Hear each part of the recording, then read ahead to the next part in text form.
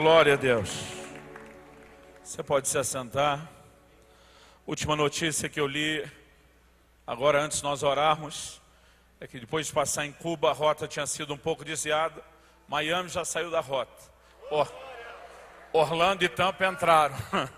Então nós vamos orar para que isso mude por completo. Amém? Vamos crer nisso juntos, em nome de Jesus. Quero compartilhar com vocês uma palavra. Eu entendo que, além da instrução dos princípios da palavra, ela vem como um momento muito profético de Deus para a nossa nação e para aquilo que Deus quer fazer. E antes de chegar lá, eu só queria fazer um breve incentivo.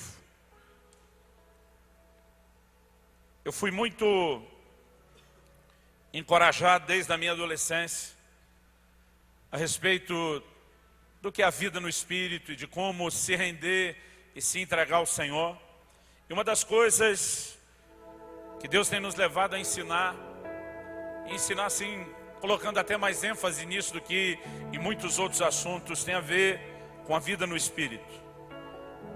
Deus tem nos chamado a servir a igreja, além do ministério pastoral, servir o corpo de Cristo sem fronteiras denominacionais, através do ministério de ensino da palavra. O nome desse nosso ministério é orvalho.com, para te remeter ao nosso site, aplicativo, porque quase todo o nosso material de ensino, ele é disponibilizado de forma gratuita lá na internet. Agora, algumas coisas a gente, em vez de disponibilizar gratuito, vende, como os nossos livros na versão impressa. Porque a venda desses materiais normalmente nos ajudam não apenas a manter funcionando tudo aquilo que é de graça, como alguns outros projetos. E nós temos ali no estande, junto com os livros do Ministério do Bonk, os nossos livros, mas tem um especial que eu gostaria de te encorajar. É esse livro aqui, o Falar em Línguas, a linguagem sobrenatural de oração.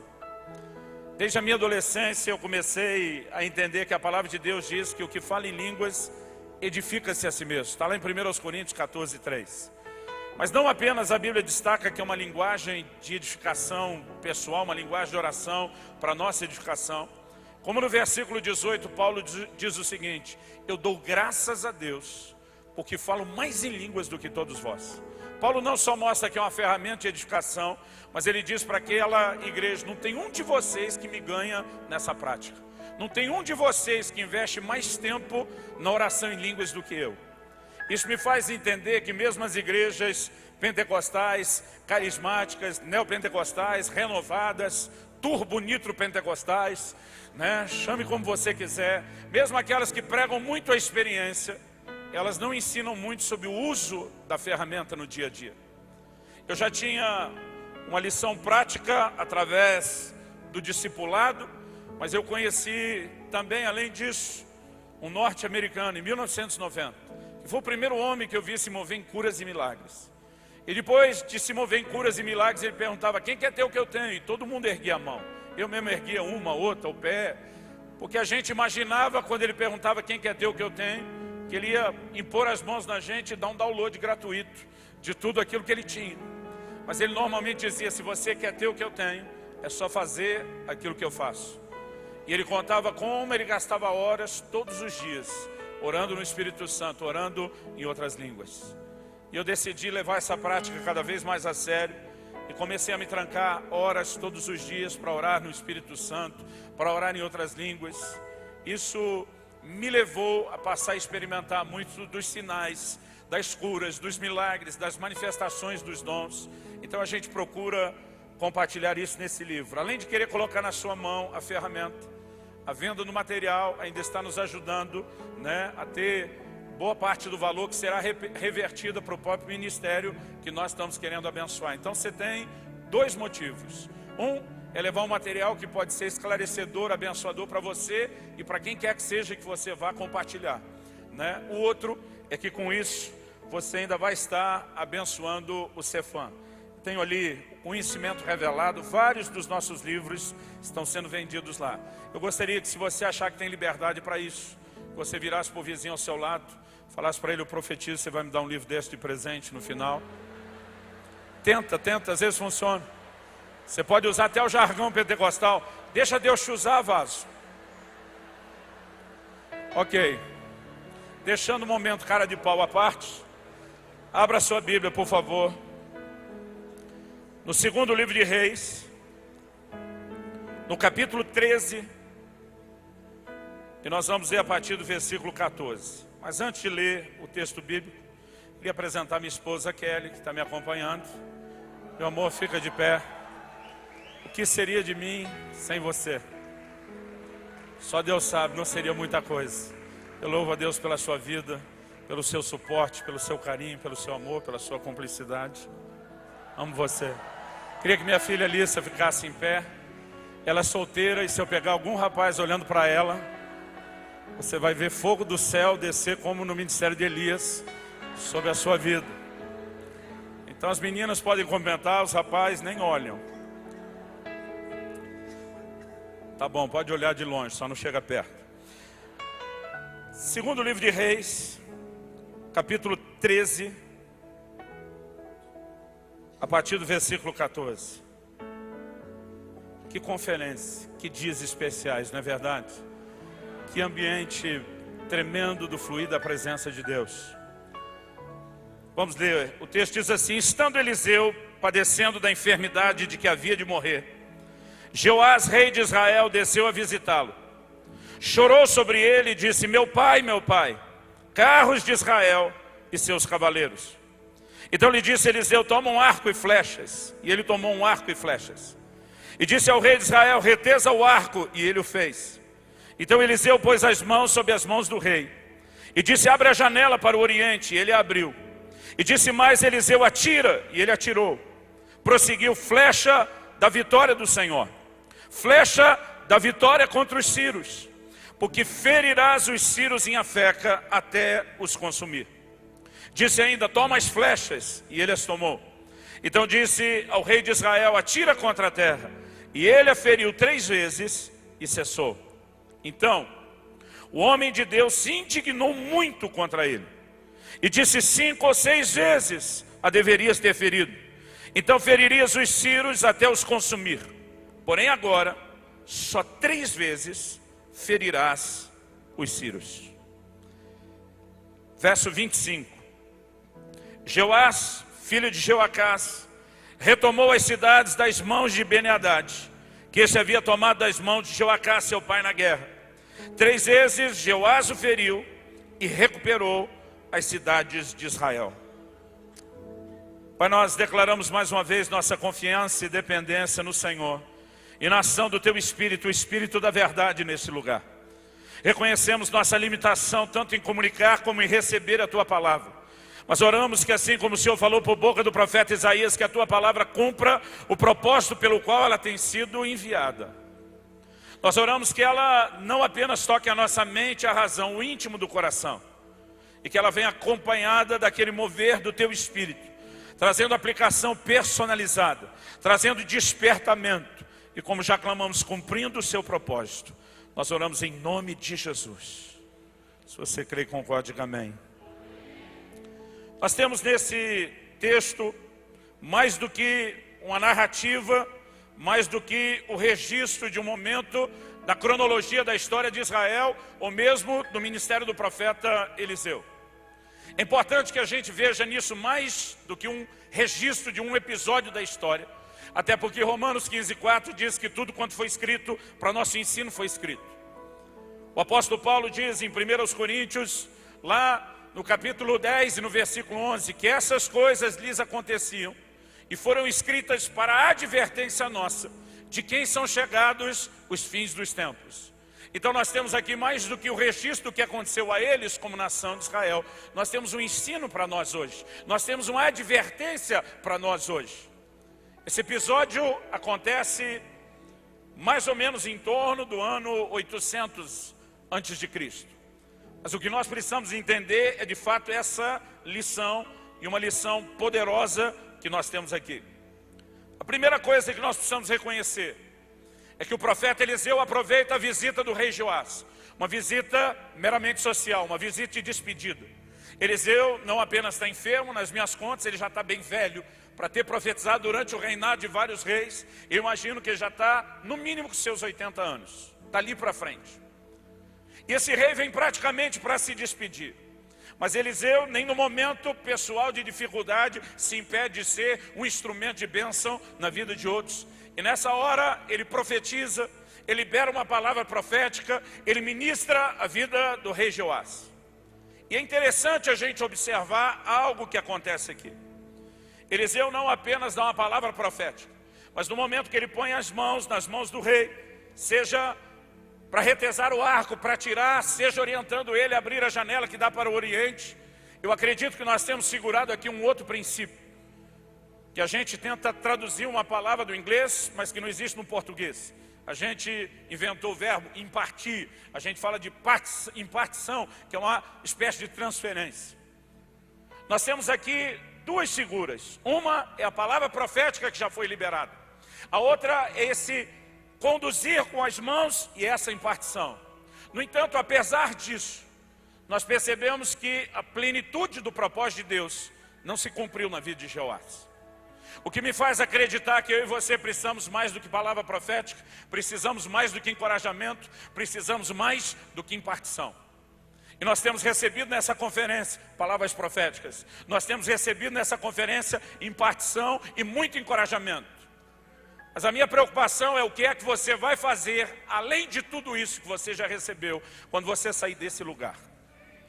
O que é que você vai somar aquilo que você já recebeu, para que isso possa de fato se cumprir e não ser abortado ao longo do caminho.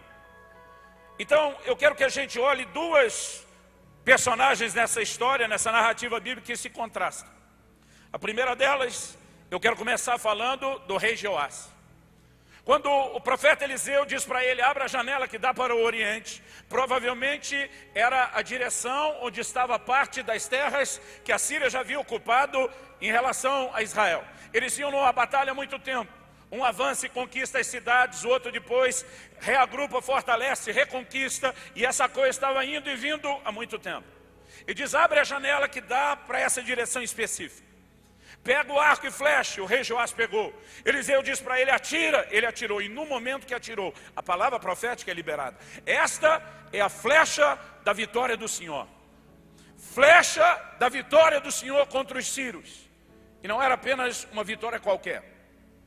A provisão expressa nessa palavra profética era, ferirás os sírios em Afeca até os consumir.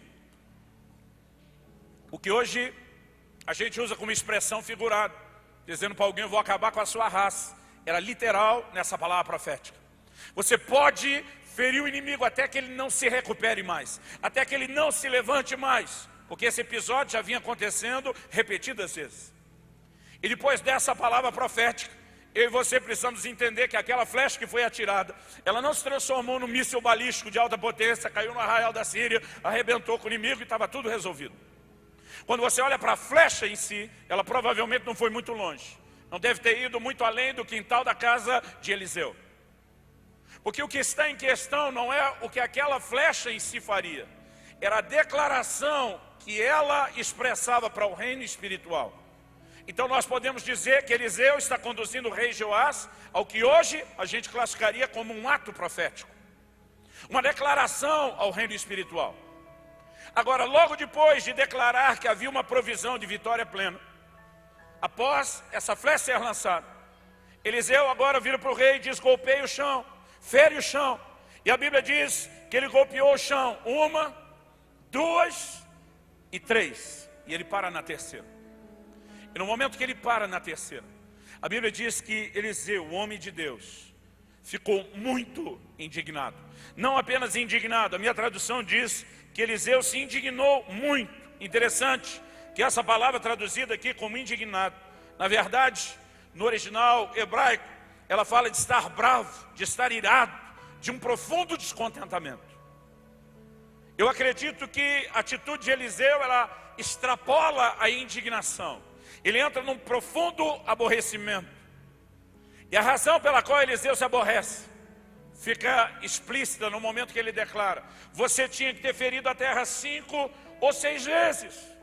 Ele diz, agora você só vai ferir os círios 3 vezes. Se você tivesse ferido a terra 5 ou 6 vezes, então a quantidade de vezes que você feriu o chão seria a quantidade de vezes que você feriu o inimigo, e ele jamais se levantaria. Mas agora você só vai ferir 3 vezes. O que me leva à pergunta: quem determina a quantidade de vitória que cada um de nós tem? Será que é Deus de forma unilateral? Ou será que eu e você temos grande responsabilidade no que diz com respeito a conquistas e a avanço no reino espiritual? De acordo com o que Eliseu está dizendo desse homem, não faltou uma palavra profética. Aliás, a palavra profética é: ferirás os sírios em Afeca até os consumir. É o que Deus tinha dito. Agora Eliseu está dizendo, se atirasse no chão 5 ou 6 vezes, então os feriria até os consumir. Ele está dizendo, para você viver o cumprimento pleno do que Deus tinha dito, você teria que corresponder à altura da palavra que você recebeu. Mas porque você se contentou com algo menos ou algo menor do que aquilo que Deus te disponibilizou, você acabou de limitar aquilo que Deus queria fazer. Isso traz temor ao meu coração, porque esse homem tem uma palavra profética, esse homem tem impartição, esse homem tem incentivo de um homem de Deus acostumado a ver o sobrenatural. Repito, coisas que nós estamos recebendo aos montes nessa conferência. Mas a pergunta é, com tudo isso que você está recebendo, qual será a sua atitude? Nós temos de um lado Jeoás limitando o que Deus poderia fazer por uma atitude de conformismo. Esse camarada feriu o chão 3 vezes, porque consciente ou inconsciente ele está dizendo, 3 tá bom, eu não preciso mais do que isso. E a única coisa que ele conseguiu foi empurrar com a barriga o problema. Ele vence o inimigo por 3 vezes, mas nunca o aniquilou. E é só uma questão de tempo, a Síria se fortalece novamente, e o problema volta a existir, e volta a acontecer. Mas nada disso precisaria ter acontecido. Do outro lado, como contraste, nós temos aqui a pessoa de Eliseu. Um Eliseu que demonstra a indignação com alguém que se conformou com pouco. E a razão pela qual Eliseu demonstra isso, é porque ele não jogava no mesmo time de Jeoás. Eliseu jogava no time dos inconformados. Eliseu jogava no time daqueles que não vão se contentar com menos, quando Deus tem algo maior a fazer, quando Deus tem algo maior a cumprir. E é justamente esse contraste que me ensina uma lição poderosa, um princípio que enche o meu coração de temor. O que faltou não foi palavra profética, não foi impartição, não foi incentivo. O que faltou foi a determinação de ir mais longe. O que faltou foi dizer não ao conformismo. O que faltou foi dizer, eu não vou parar antes de viver a plenitude do que Deus tem, e mesmo daquilo que Ele já sinalizou. E algumas coisas que eu e você precisamos entender. Porque nós temos de um lado um conformado, e do outro, Eliseu, que é o inconformado. E nós precisamos entender, espiritualmente falando, no funcionamento do reino de Deus, dos princípios espirituais, o que é que está por trás do conformismo. A primeira coisa que eu e você precisamos reconhecer é que há necessidade de interação com o profético, com a palavra profética, com o ambiente profético. Em Gênesis 18, 19, Deus falando sobre Abraão diz, porque eu o escolhi, para que ele ordene a seus filhos e a sua casa depois de si, que guardem o caminho do Senhor, que pratiquem a justiça e o juízo. Deus diz assim, para que o Senhor faça vir sobre Abraão o que tem falado a seu respeito. Deus já não tinha feito promessas a Abraão? Sim. Deus disse, em ti serão benditas todas as nações da terra. Deus está dizendo a Abraão, o meu projeto com você é algo extraordinário. Através de você, a sua linhagem, eu vou abençoar as famílias da terra toda. Eu vou estabelecer meu reino na terra. Irmão, quer uma palavra profética melhor do que essa? Mas agora Deus está dizendo, para que eu faça vir sobre Abraão o que eu já prometi, Abraão tem que fazer a sua parte. Abraão tem que ensinar os seus filhos e a sua casa depois de si. Sabe o que Deus está dizendo? Não adianta eu liberar uma palavra profética sobre você, não adianta eu sinalizar o meu propósito, se você não interagir adequadamente com aquilo que eu falei. Isso não é coisa só do Velho Testamento. Em 1 Timóteo 1,18, o apóstolo Paulo diz a Timóteo, de acordo com as profecias que foram ditas a teu respeito, combate firmado nelas o bom combate. Sabe o que ele está dizendo, Timóteo? Não adianta receber um monte de palavra profética e você ficar sentado assistindo de maneira conformada, esperando que as coisas aconteçam por si, de acordo com aquilo que Deus está falando, de acordo com aquilo que Deus está sinalizando. Combate, Timóteo, firmado nelas o bom combate. Então nós precisamos, querido, mais do que saber a vontade de Deus, o plano de Deus e o projeto de Deus para a nossa nação. Nós precisamos aprender a interagir com o profético, a lutar para que tudo isso se cumpra, a determinar não abortar absolutamente nada desse projeto, nem para a nossa geração e nem para as nossas vidas. Por favor, diga amém. Agora, algo que eu e você precisamos entender é que essa atitude de não se conformar, ela tem um poder extraordinário no reino espiritual. A palavra de Deus diz lá no livro de Juízes, no capítulo 6, no versículo 13, que um anjo de Deus aparece a Gideão. Eu acho engraçado que alguns de nós, a gente lê que um anjo apareceu para alguém na Bíblia, quase como se fosse quando um vizinho aparece no portão da casa de manhã e te acende, te dá bom dia. Como se fosse aquela coisa corriqueira que acontece toda hora, todo dia. Eu não sei quantos já tiveram um encontro com um anjo, uma visão aberta de um anjo. Irmão, nós não estamos falando de uma coisa qualquer. Eu fico imaginando qual seria a reação de cada um de nós no momento em que um anjo aparecesse na nossa frente. Alguns, no bom estilo pentecostal, já diria para glorificar de pé. A verdade é que eu imagino, irmão, qual seria a reação se a gente ia dar glória, se ia prostrar com a cara no chão. Qual seria a sua reação? A de Gideão é muito interessante, porque quando o anjo do Senhor aparece e fala com ele, o Senhor é contigo, homem valente. Pensa num cara que retruca o anjo na hora, na primeira. Ele olha para o anjo, eu acho que ele nem pensou, eu acho que foi uma reação. Aquilo simplesmente pula, brota da boca dele. Gideão disse, o Senhor é conosco. O que é feito das maravilhas que nos contaram nossos pais. Irmão, a réplica vem de imediato e ela só revela o que está dentro de Gideão. O que está por trás desse desabafo? Ele está dizendo, se o Senhor é conosco, o que aconteceu com a unção de milagres da geração de Moisés? Se o Senhor é conosco, cadê a unção de conquista da geração de Josué? Se o Senhor é conosco, aonde está o sobrenatural? Aonde estão as evidências do seu poder? Aonde estão as manifestações da sua glória? Agora, sabe o que é curioso? É que é justamente para esse inconformado, para esse camarada que está olhando para a sua geração e dizendo, eu não aceito ficar estacionado nesse lugar de mediocridade espiritual, quando eu sei que Deus pode fazer muito mais, quando Ele já deu testemunho de que faz mais. Você tem dentro de Gideão um coração que está ali corroendo aquilo tudo, dizendo, eu não aceito viver aquém daquilo que Deus pode fazer. E a hora que o anjo aparece e diz, se o Senhor é contigo, ele já retruca, então cadê o mover? Cadê as evidências do sobrenatural? E é justamente esse camarada que Deus levanta na sua geração para usar de forma sobrenatural, para voltar a trazer aquilo que havia se perdido. Agora, durante muito tempo, eu achava que a razão pela qual Gideão estava questionando aquilo tudo é porque Deus já o havia escolhido. Eu quero te dizer que hoje eu olho de forma muito diferente. Eu acredito que a razão pela qual Deus o escolheu é porque justamente ele estava entre aqueles que questionavam a falta do que Deus podia fazer. Eu quero te dizer, querido, que o poder do inconformismo, ele vai nos levar a poder ser um canal de transformação e um agente de mudança, não apenas na vida dos que estão próximos de nós, às vezes para uma geração inteira. Se há uma marca em comum que você vai achar na vida dos homens e mulheres de Deus da Bíblia e ao longo da história, e pensa num cara que ama estudar a bibliografia, a história dessas pessoas que Deus usou para marcar uma geração. Se tem um ponto comum, você vai encontrar alguns deles que oravam mais do que outros, alguns que adoravam mais do que outros, alguns que pareciam amar o Senhor mais do que outros. Todas as verdades que nós estamos ouvindo falar nesses dias. Você vai encontrar alguns que pareciam ter mais fé do que outros, mas algo que você vai encontrar em todos eles era o inconformismo. Era uma atitude interior de dizer, eu não aceito ver a minha geração viver com menos do que aquilo que Deus já demonstrou que pode fazer. Eu acredito que é essa atitude de Gideão que o levou a ser escolhido. E não acredito simplesmente por achismo. Em 2 Crônicas, no capítulo 16, no versículo 9, a palavra de Deus diz, os olhos do Senhor passam por toda a terra, procurando corações que se mostrem inteiros para com Ele, a fim de que Ele possa se mostrar forte para com eles. Deus não vai se mostrar forte para todo mundo. Deus está procurando onde estão aquelas pessoas cujo coração será totalmente meu, cujo coração vai se inclinar totalmente para mim. Onde estão aqueles através dos quais eu possa mostrar a minha força?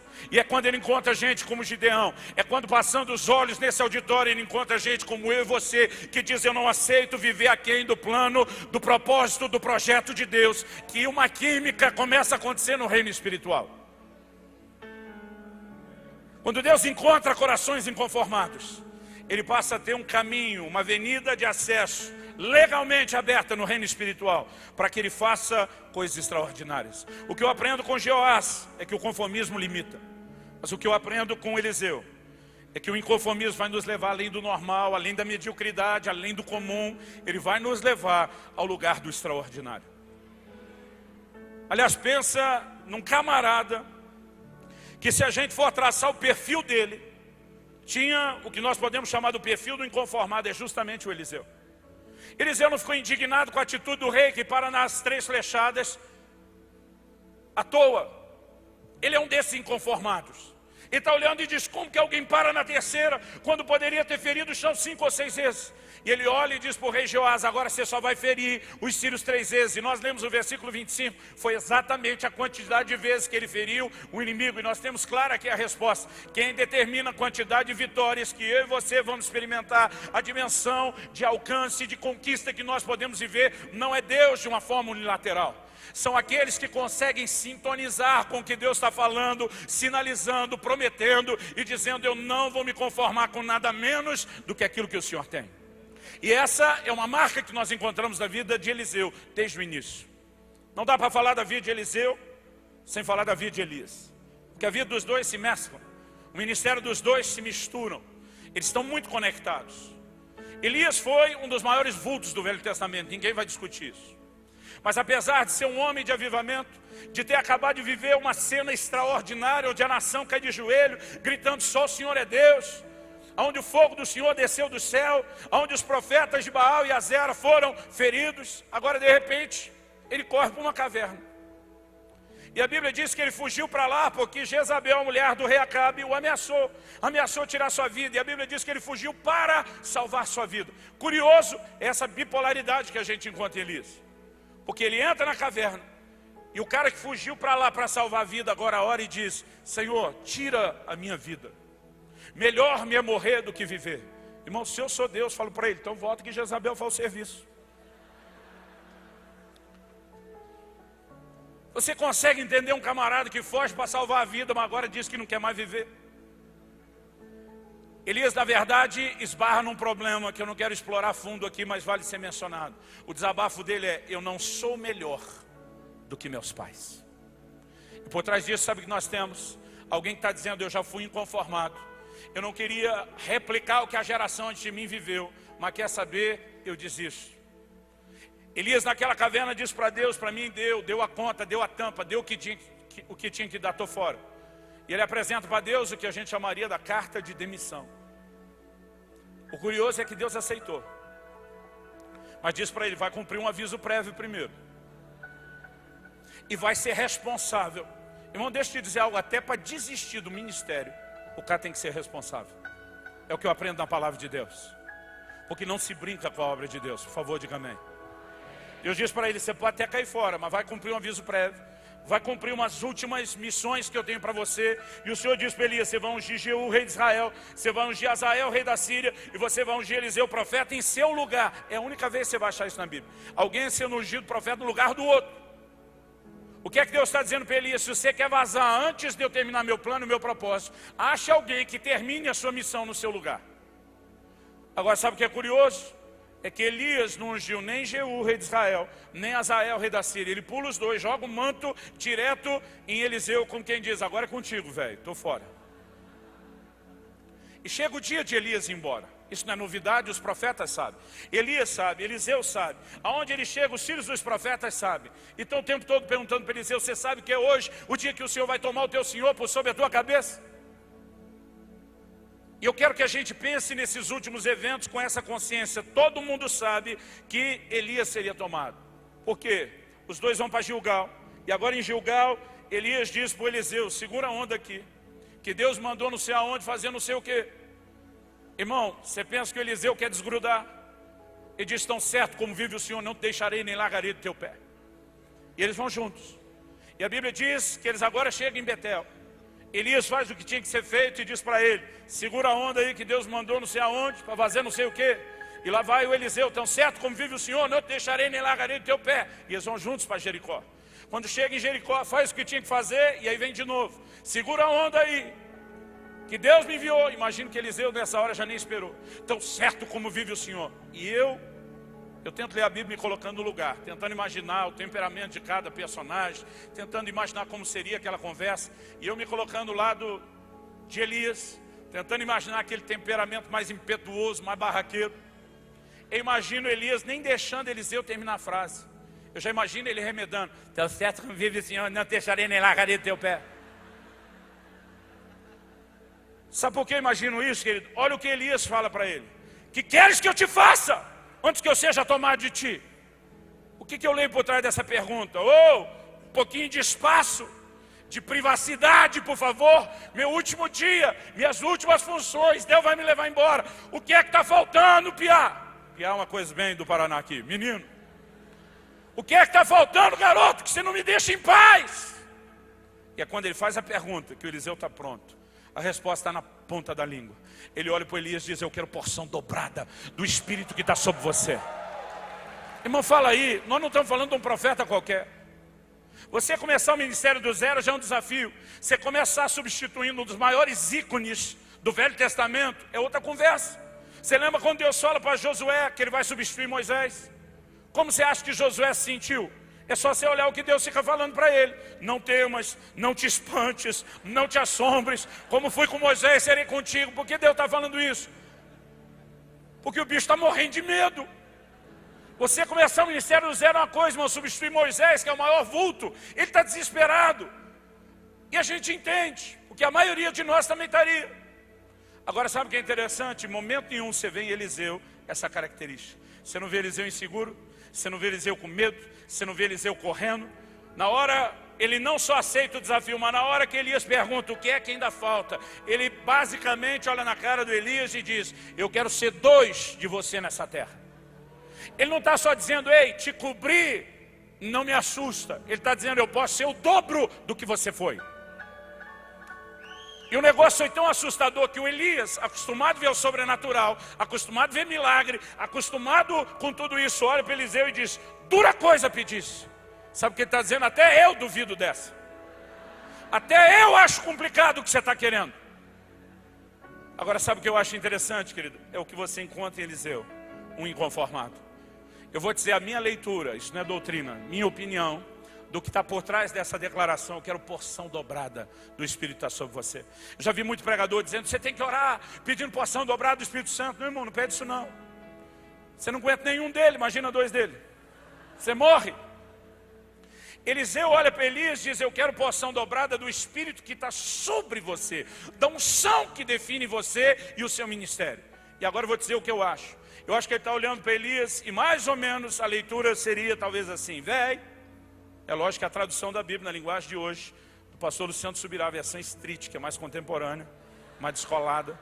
E diz, véi, se você decidiu desistir do ministério, e de alguma forma o chefe lá em cima aceitou, isso é entre vocês, tem nada a ver com isso. Mas se você acha que eu vou anular o meu próprio chamado, a minha própria identidade, só para viver como uma espécie de step seu, você está enganado. Eu aceito a honra, porque para mim não é desafio, é honra. A honra de te cobrir, desde que isso não anule o meu próprio chamado. Então só entro nessa para encarnar 2 profetas em um. O meu e o seu. E o meu não vai ser em nada menor do que o seu. Eu imagino o Elias olhando para Eliseu falando, abusado. Irmão, Deus ama esses corações dos inconformados. Elias joga a batata quente para cima e diz, isso está acima da minha alçada.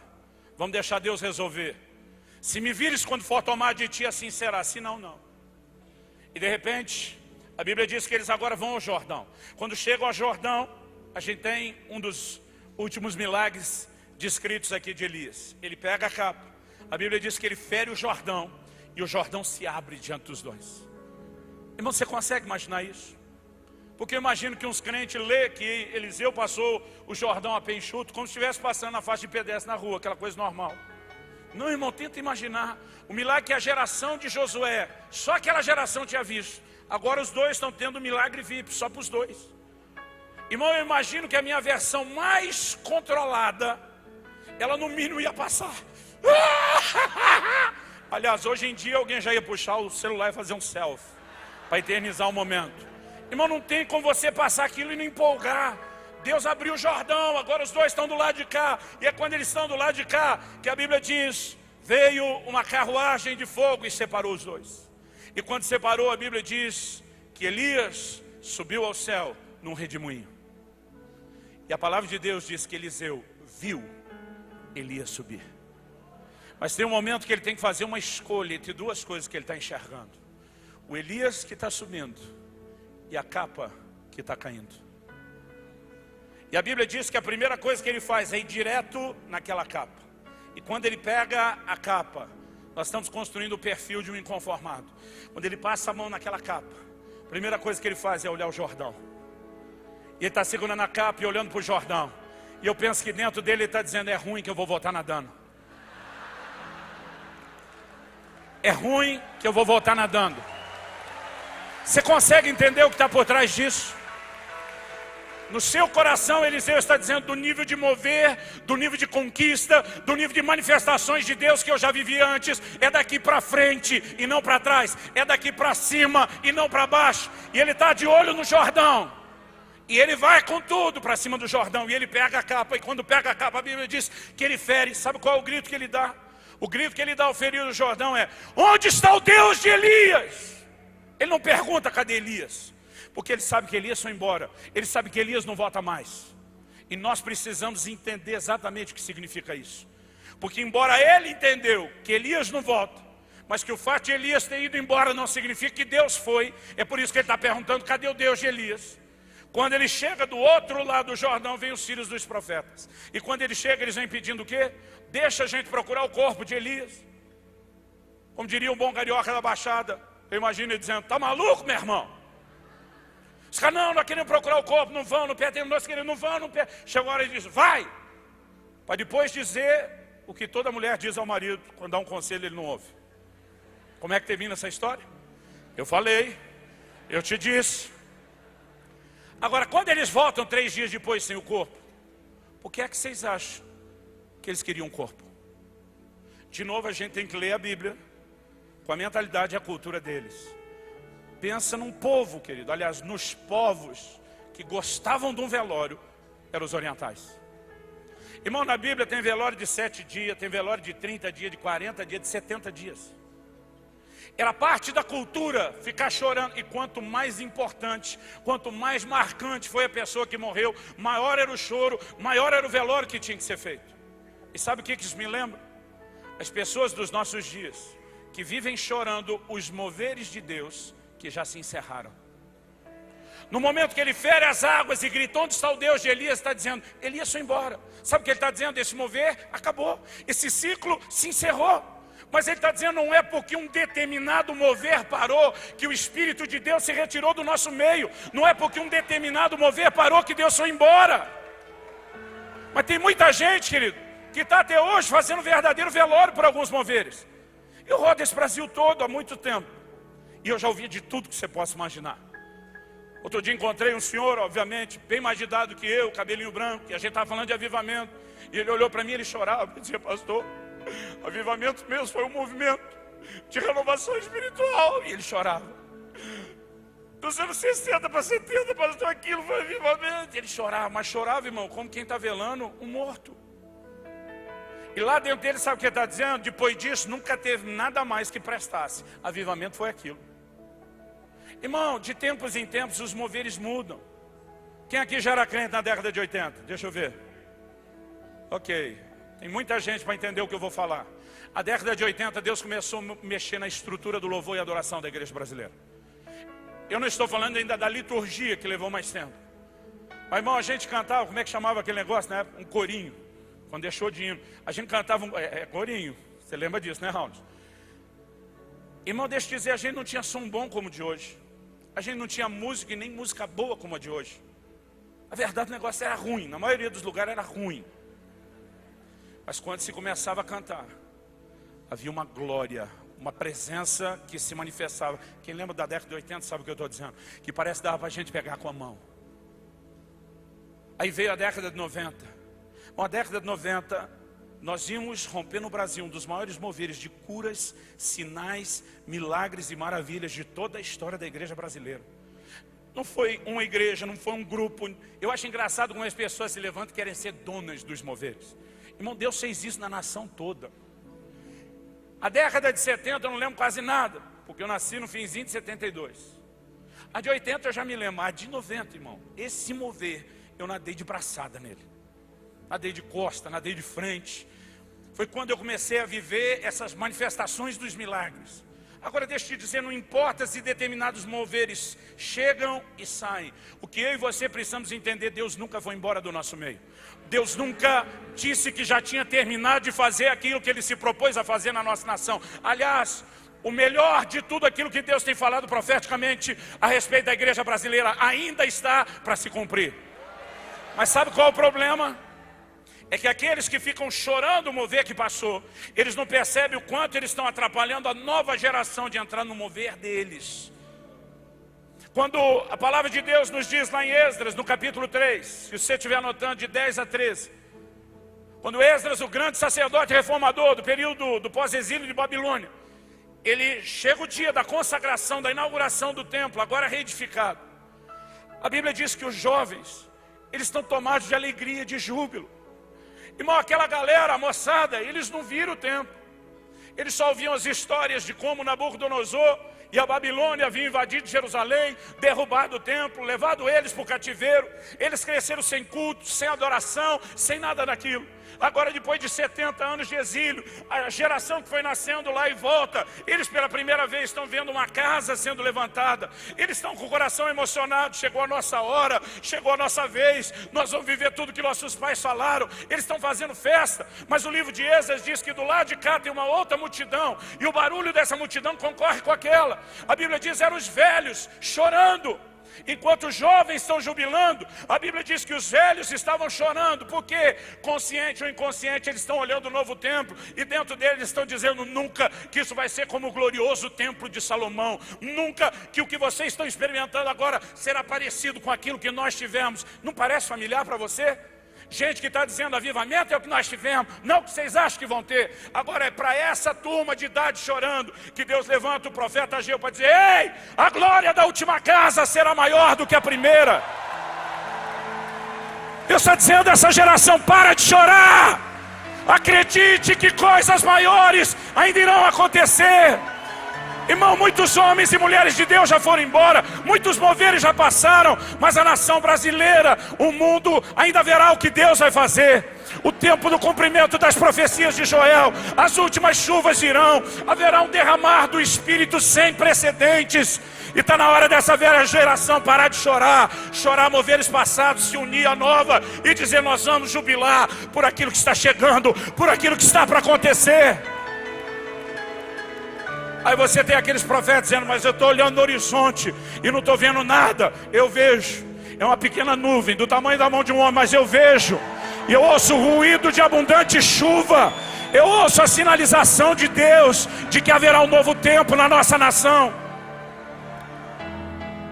Agora, os inconformados são os que normalmente entram nesse lugar. Quando você olha para Eliseu, ele está no time dos inconformados. E ele não aceita a ideia desses profetas, de que tem que ficar procurando. Ele não está sendo desrespeitoso com Elias, mas está dizendo: gente, vira a página. Os dias de Elias se encerraram, e nós vamos continuar tendo mover de Deus. E não só vamos ter mover de Deus, nós vamos ter mais do que houve nos dias de Elias. Essa é a decisão do Eliseu.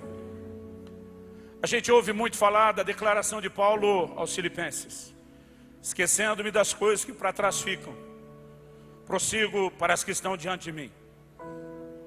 Mas já percebeu que a maioria de nós, quando fala deixar algo para trás, só fala deixar para trás coisa ruim? Então eu esqueço o meu passado de pecado e reconheço que em Cristo não há mais culpa ou condenação. Eu sou uma nova criatura. E você tem que esquecer isso mesmo, não estou falando contra. Ou eu esqueço aquele passado de dores emocionais e entro no lugar de andar em amor e perdão e não ser tocado pela ofensa e ter uma alma restaurada. E você tem que fazer isso mesmo. Agora, quem foi que disse que a gente tem que deixar para trás só coisa ruim? Eu quero te dizer, e eu creio que isso é uma mensagem do coração de Deus, está na hora da gente começar a colocar para trás algumas coisas boas, se nós queremos entrar nas melhores que Deus tem para nós. Coisas com as quais nós nos conformamos, conquistas que tiveram o seu momento, deveria ter a nossa gratidão, mas jamais poderia ter gerado em mim e você uma atitude de conformismo. Segundo Reis capítulo 4, diz que uma viúva dos filhos dos profetas procura Eliseu. Ela chega e diz: ó, teu servo morreu, não deixou seguro de vida, não deixou previdência, nem privada, nem a falida, não deixou dinheiro guardado, deixou foi uma dívida. E agora os credores estão aí batendo na porta, querendo levar meus filhos como escravos. O que você acha que aquela mulher foi procurar? Consultoria financeira? É claro que não. Ela precisa do mover de Deus, ela precisa de intervenção. E Eliseu começa uma conversa com ela muito interessante. E diz: me diz o que é que você tem em casa. E a mulher, parecendo muito crente, que se acha humilde: ah, tua serva não tem nada, a não ser um pouco de azeite na botija. É uma impressionante a mania que as pessoas têm de achar que o que elas têm não é suficiente para que Deus faça algo. Outro dia alguém me perguntou: pastor, o que é preciso para que o Senhor Jesus possa alimentar uma multidão? Eu percebi o que ele queria que eu respondesse. Ele queria que eu dissesse: alguém que entregue seus 5 pães e 2 peixinhos. E quando ele me perguntou isso, o que é preciso, eu falei: é preciso alguém que acredite que Jesus pode multiplicar seus pães e peixes. Que não apenas entregue, mas que acredite que aquilo que parece pouco na sua mão, combinado com a ação dele, pode se tornar muito e fazer muita diferença. Eu não aguento ouvir mais crente dizer: não, pastor, eu não sou nada, eu não sou ninguém. Eu falei: pois se você está esperando o dia de virar alguém para Deus te usar, não vai acontecer nunca. Primeiro, você nunca vai ser nada mesmo. E se pudesse ser, o que não é verdade, você já estaria descartado. Porque no recrutamento e seleção de Deus tem uma regra clara. A Bíblia diz que Ele escolheu as coisas que não são para confundir as que são, as coisas loucas para confundir as sábias, as fracas para confundir as fortes. Irmão, quando você está olhando e dizendo: eu sou fraco, eu não tenho, você está dizendo: você é o candidato. Eliseu pergunta: o que é que tem em casa? Um pouco de azeite. Diz: tá bom, vamos começar. Tem hora que você tem que interromper essa conversa desanimadora e dizer: é um bom começo, vamos embora daí. Aí diz para ela o seguinte: você vai pedir para suas amigas, para suas vizinhas, vasilhas vazias, não poucas. Você pode repetir isso comigo? Diga: vasilhas vazias, não poucas. Por que ele está dizendo que a vasilha tem que ser vazia e não pela metade nem cheia? Porque ele está dizendo que não podia ser pouca. A palavra de Deus diz que quando terminaram-se as vasilhas, o azeite parou de fluir. Quem determina o tanto de vitória que a nação de Israel tem sobre os sírios não é Deus. É o governante que está tirando flechas no chão. Porque o limite não está em Deus, o limite está em você. Quem determina quanto óleo será multiplicado não é o Deus que multiplica o óleo, é a pessoa que coloca a quantidade de vasilhas diante dele. É ela que está dizendo até onde ela acredita que o mover de Deus pode ir e pode acontecer. Então ele diz: não limita isso. Agora ele pega e dá uma terceira dica: fecha a porta sobre ti e os seus filhos. Irmão, eu amo essas conferências, esses ambientes do mover de Deus. Mas deixa eu te dizer uma coisa: as maiores manifestações, os maiores milagres de Deus que eu já experimentei na minha vida não foram gerados nas reuniões públicas, foram gerados no secreto, lá no lugar da oração. E está na hora de nós entendermos o grito do coração de Deus, para que a gente volte a fechar a porta, estar a sós, falar com o Senhor, porque nesse ambiente, querido, sobrenatural, ele é gerado. Irmão, vai ler o livro de Atos. Outro dia alguém falou: pastor, ora por mim que eu quero ter experiência. Eu falei: irmão, experiência não é o tipo de coisa que você ora para ter. Você só ora e elas vêm. Atos 2, dia de Pentecoste, o que aquele povo estava fazendo? Trancado no cenáculo, orando. Atos 3, quando o paralítico é levantado à porta do templo, a Bíblia diz, Pedro e João iam como de costume à hora da oração. Eles estavam cultivando a vida de oração deles. Atos 4, a Bíblia diz, tremeu o lugar onde estavam reunidos, todos foram cheios do Espírito Santo. O que é que eles estavam fazendo? Orando. E você vai seguindo. Um anjo de Deus aparece para Cornélio. O que é que Cornélio estava fazendo? Orando. Manda chamar Pedro, e Deus fala em visão com Pedro lá no telhado. O que é que Pedro está fazendo no telhado? Orando. O Senhor fala para que Ananias visite Saulo, impor as mãos, e diz para ele está 3 dias, sem comer nem beber, orando. O Senhor Jesus aparece depois para Paulo no templo. O que é que ele estava fazendo? Piquenique? Não, orando. Quando você lê o livro de Atos, querido, todas as manifestações do sobrenatural. Um anjo de Deus entra na prisão e tira Pedro. O que é que a igreja fazia por Pedro? Orava. Nós já temos muito claro um caminho de um lugar onde devemos entrar. Irmão, deixa eu te dizer, a gente não ora para merecer. Nós precisamos entender a graça, precisamos entender como corresponder com fé, mas a oração envolve uma rendição, aonde eu e você vamos nos permitindo ser cada vez mais envolvidos por essa mesma fé, por essa mesma determinação demais que Deus pode incendiar no meu e no seu coração à medida que nós oramos. Mas aí vem a instrução que me deixava bolado. Eliseu diz para a mulher, aí você pega o pouco de azeite que você tem na vasilha, coloca as vasilhas vazias na sua frente, e diz, você vai pegar e começa a derramar sobre a primeira. Vai derramando, derramando, derramando. Está lá em 2 Reis 4. E diz, quando a primeira vasilha estiver cheia, para de derramar.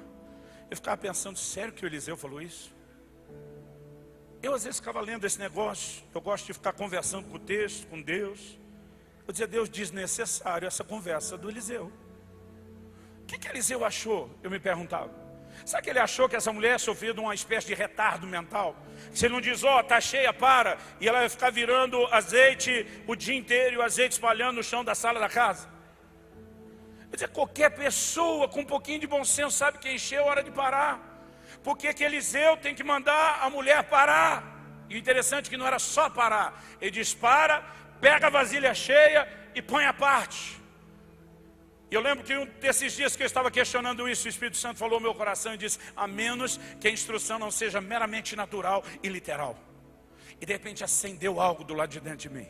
Revelação é algo difícil de explicar. Você entende em fração de segundos o que às vezes você tenta explicar em horas e não consegue. Mas eu vou tentar resumir isso. Eu entendi que o que Deus faria na vida daquela mulher não era um grande milagre. O que Deus faria era uma sucessão de milagres. Cada vasilha seria um novo milagre. Eliseu está dizendo, quando Deus tiver feito o primeiro milagre, para e tira ele da sua frente. Pega e põe para trás. Sabe o que ele está dizendo? Tira os seus olhos daquilo que Deus já fez e foca na próxima vasilha. Foca naquilo que ainda precisa acontecer. Eu e você precisamos aprender a pegar o bom, aquilo que Deus já fez, e dizer, vai para trás, porque está chegando um tempo de coisas novas e maiores. E aí você vai para a próxima vasilha, e quando ele encher a próxima, põe para trás e vai para outra. E quando ele encher a outra, põe para trás e vai para outra. E se nós soubermos colocar os olhos naquilo que Deus tem para fazer, irmão, ninguém vai nos segurar, ninguém vai nos deter. Matéria de capa da revista Veja no final do ano passado. Pura projeção estatística, não tem nada de profético nisso. Projeção estatística, de gente que não necessariamente gosta de nós, nem quer que isso aconteça. Matéria de capa dizia, e no máximo até 2040, o Brasil será uma nação predominantemente evangélica. Isso é a pior curva de crescimento. Agora, irmão, deixa eu te dizer, nós já estamos conseguindo esses resultados, andando na banguela dos avivamentos passados. Você imagina a hora que nós começamos a enxergar o que é que Deus tem, aonde Ele quer nos levar, encerrar esses moveres e entrar com toda a determinação no nosso coração, dizendo, nós não vamos ficar chorando as casas que já foram, porque a glória da última casa será maior do que a primeira. Nossa nação vai viver uma grande colheita, e nós vamos mandar missionários para o mundo, e nós vamos ver Deus mexer até na economia, e nós vamos ter recursos para financiar a grande colheita. Pelo amor de Deus, diga amém. Agora, o problema de muitos de nós, querido, Não está faltando palavra profética do que Deus quer fazer na nação. Não está faltando impartição. Não está faltando palavra de encorajamento. O que está faltando são aqueles corações que se mostram inteiros para com Deus, para que Ele possa se mostrar forte para conosco. O que está faltando é gente que diga: eu vou te levar a sério, Jesus. Eu vou te amar mais do que as coisas dessa vida. Eu vou honrar a sua palavra. Eu vou me comprometer com o reino. Eu quero ser daquele tipo de gente como Paulo, que diz: em nada tenho a minha vida como preciosa, contanto que eu complete a carreira e o ministério que recebi de Jesus nosso Senhor. Irmão, o que está faltando é gente que comece a alimentar no seu coração. Nós experimentaremos coisas maiores. Eu não aceito de viver de histórias só dos avivamentos passados. Pastor, o senhor não gosta delas? Gosto. A gente pode aprender muito com elas. Elas me incentivam. Mas elas me incentivam não a viver chorando que aconteceu algo bom no passado e não vai acontecer agora. Elas me incentivam a acreditar que nós podemos ir mais longe, que nós podemos experimentar mais, que nós podemos viver mais. Irmão, havia momentos quando eu estava lendo a Bíblia, que às vezes eu dizia: Deus, será que o senhor não está sendo exigente demais? Em Josué, no capítulo 13, no versículo 1, Deus mexe com Josué, com toda aquela geração, e diz: ei, ainda há muita terra para conquistar. Às vezes eu dizia para Deus: o senhor está sendo um sujeitinho meio cheio de cobrança, não está não? Irmão, se lê o livro de Josué, é vitória atrás de vitória, conquista atrás de conquista. 31 reis vencidos não pela força do braço ou da determinação de um povo. É a muralha que cai no grito, é sol e lua que para, é chuva de pedra que desce do céu. Irmão, é mover de Deus atrás de mover de Deus. Nunca antes a nação que saiu do Egito havia entrado na terra prometida. Agora, pela primeira vez, eles ocupam a terra. Eles não ocupam apenas uma parte da terra, eles ocupam a maior parte da terra. Ainda há inimigos lá, ainda a terra vai conquistar sim, mas esse inimigo está recluso, está mais se escondendo de Israel do que, na verdade, tentando retomar a terra. E aí Deus diz para Moisés, para Josué: ei, há muita terra para conquistar. E às vezes eu dizia: não é muita exigência, não é muita cobrança, não é muita pressão. O que eu e você precisamos entender, que o que Deus quer não é nos cobrar nem nos pressionar, é nos ver entrando no melhor que Ele sonhou para cada um de nós. O que Deus quer é que aquele povo não se contente por ter possuído uma parte da terra, quando deveria possuir a terra toda. E é por isso que mesmo depois de terem tido vitória atrás de vitória, a voz profética está bradando: ainda muita terra para conquistar. E uma igreja brasileira se acomodou com o crescimento. No último censo, há 7 anos atrás, nós já éramos 40 milhões de evangélicos. Estão dizendo que passamos a casa dos 50 hoje. As projeções, como eu já disse, são as melhores. E de alguma forma parece que a gente tirou o pé do acelerador, dizendo: tá bom. E nenhum de nós deveria ter o direito de parar de sonhar, de acreditar ou de perseguir o melhor de Deus. É verdade que os nossos números hoje estão melhores do que nunca, sim. Mas como o Senhor falou para o coração de um amigo meu, pastor Marcelo Jamal, a igreja brasileira nunca esteve antes tão cheia, de tanta gente vazia. Eu não aceito apenas ver esses números aumentando. Eu acredito que o sonho do coração de Deus é que esses números estão se multiplicando, se torne um indício de um exército que será incendiado pelo Espírito de Deus, para levar a igreja a um nível de conquista sem precedentes.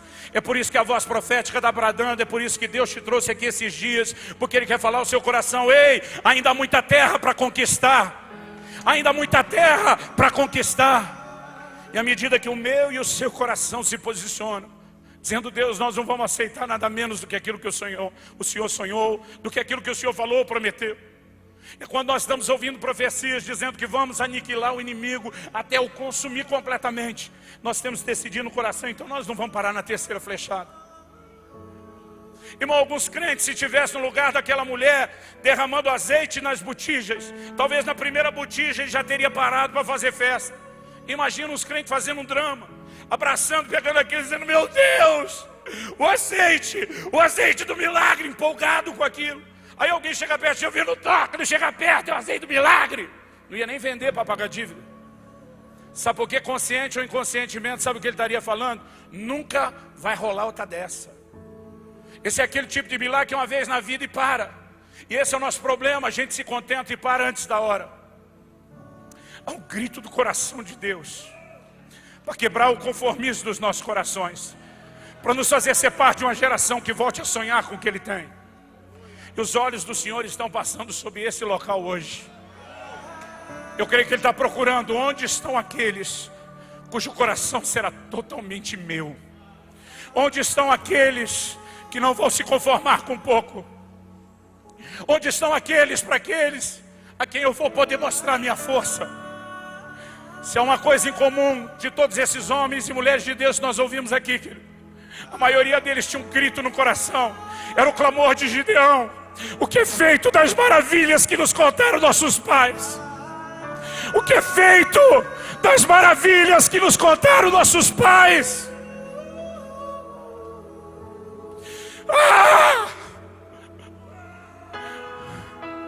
Restaura a tua igreja, Senhor. Restaura o sobrenatural, as manifestações do teu Espírito na nossa geração.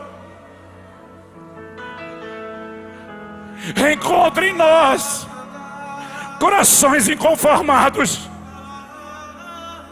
Corações inconformados.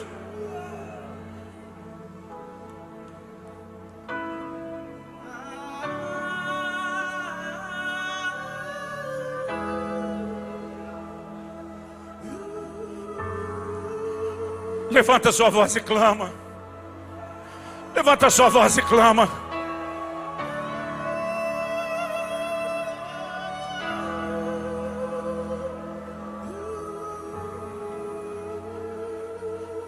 Estava lendo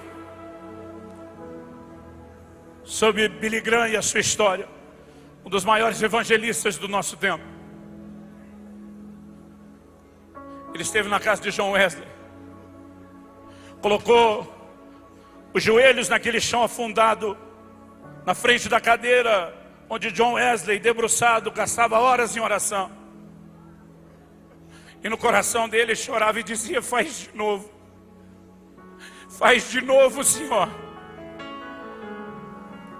Sabe o que é interessante? As pessoas leem isso e viajam lá para Londres, para colocar o joelho no mesmo lugar, para apoiar na cadeira, para tentar repetir a fórmula.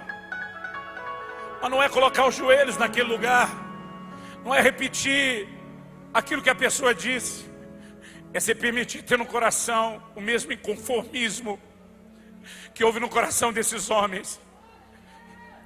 Eu não vou viver sem o sobrenatural. Eu não vou viver sem um novo nível de conquista.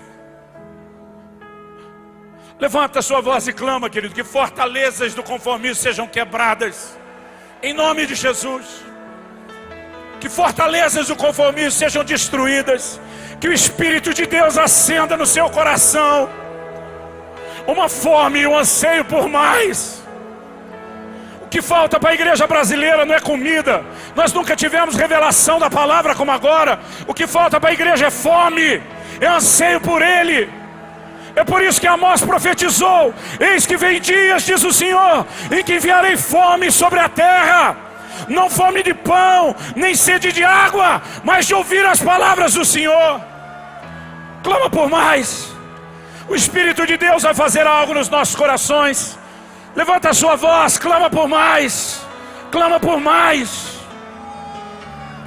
Nós já tivemos palavras proféticas, nós já tivemos impartição. O que falta agora é a determinação de perseguir o que Deus está declarando que fará em nós e através de nós. Espírito Santo, Espírito Santo, Espírito Santo, vem, vem, vem.